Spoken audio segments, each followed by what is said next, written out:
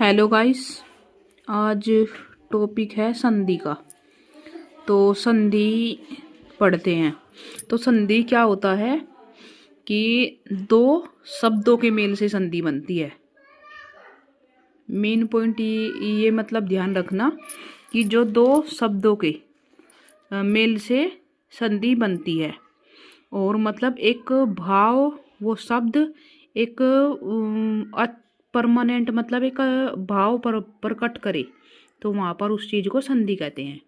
तो हम संधि पढ़ते हैं। तो संधि जो होती है उसके तीन भेद होते हैं, स्वर, व्यंजन और विसर्ग। तो इसमें स्वर संधि देख लेते हैं। स्वर्ग में पहले देख लेते हैं दीर्घ, गुण, वृद्धि, यण आदि 5 होती है दीर्घ संधि। दीर्घ मतलब बड़ा। तो इसमें दीर्घ संधि में क्या होता है, इसमें तो बहुत कुछ बताया गया है। मैं आपको बताती हूँ एक छोटी सी बात मगर मोटी सी। वो क्या है कि ए प्लस ए आ हो गया। तो जहाँ ए और ए मिलके आ बनेंगे, आ क्या बन गया, ये बड़ा आ हो गया। यहाँ पे बड़ा, यहाँ पे बड़ा। तो इससे पढ़ते हैं उदाहरण से, जैसे कि मैं तय मत। मत है ये मैं और तय मत। मत तय में भी ए है और एक ए ये रहा। मैं तय मत, तय में भी ए और यहाँ पर भी है। तो ये क्या हो गए, ए और ए मिलके क्या हो गया, आ। तो क्या हो गया, मतानुसार। इसी तरह यहाँ सी परम, मैं में ए और ये ए मिलके क्या हो गया, आ। तो ये क्या हो गए, परमाणु। तो इसी तरह से है। आगे देखते हैं। और ई का भी इसी तरह से है।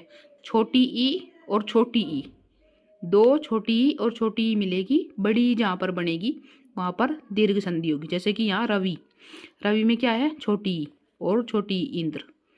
रवि इंद्र, छोटी यहाँ पर रविंद्र, बड़ी हो गया। इसी तरह से देखते हैं आगे बड़ी के यहाँ पर क्या हो गया, पहला जो शब्द है इसमें छोटी ही होनी चाहिए और जो सेकंड शब्द है उसमें बड़ी ही होनी चाहिए। जैसे कि यहाँ पर गिरी के बाद होगा ईस, लेकिन भाव क्या प्रकट करेगी, बड़ी का भाव ही प्रकट करेगी, गिरीस। ये हो गया ना यहाँ पर। जैसे कपी ईस, तो बड़ी ई का ही भाव होगा।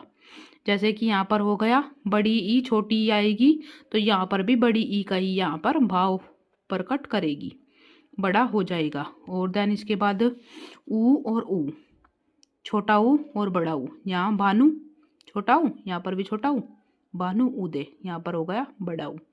और यहाँ पर भी छोटा ऊ और बड़ा ऊ, यहाँ पर भी बड़े ऊ का भाव प्रकट कर रहा है। तो इस